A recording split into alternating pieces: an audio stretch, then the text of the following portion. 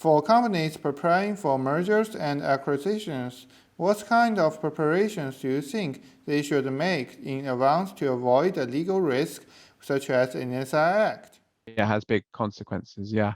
Well, what they really need to do is they need to look at these issues before they enter the transaction. So they need to include these issues in their due diligence. It's very important. I think this needs to be a risk factor that is included in any transaction that triggers the National Security Act. It should be included in the as part of the due diligence process to avoid any surprises later on. It's important to remember that the way the UK Act works is that if a transaction meets the thresholds, it's mandatory to get clearance from the government. So you have to, if your transaction meets the thresholds, you must make a notification and you're not allowed to complete the transaction. So it's very important that you know whether that is the case. Yeah, they need to look at the risk in advance. That's why they need to look at the risk in advance. They need to check and they need to get advice from lawyers like myself in advance. They need to make sure they know what the risk is. What do you think is the biggest risk of mergers and acquisitions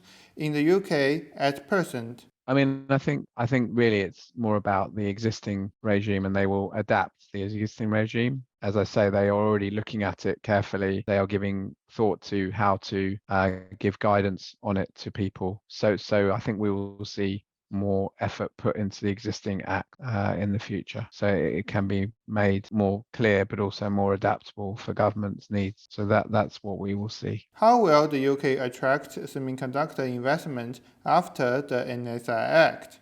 I tried to explain a few times. I mean, it's a balance, really. There's, on the one hand, being open for investment and making and of course, it's not just about policy, it's also about economic and incentive. And the UK has always tried to be flexible in terms of its regime, and we see that in terms of its tax regime, for example. Where it has various incentives for people to invest. So I think we will continue to see that use of economic policy, but now there is this safeguard is very much in place for the government to intervene where it thinks it's strategically necessary for it to do so, and that will definitely continue to be the case. So the government has said that it recognizes, that it needs to be clear about its intentions, and so that's what it will focus on doing, is trying to be as clear as it can be about how it implements policy in order to preserve the attractiveness of the UK from an investment point of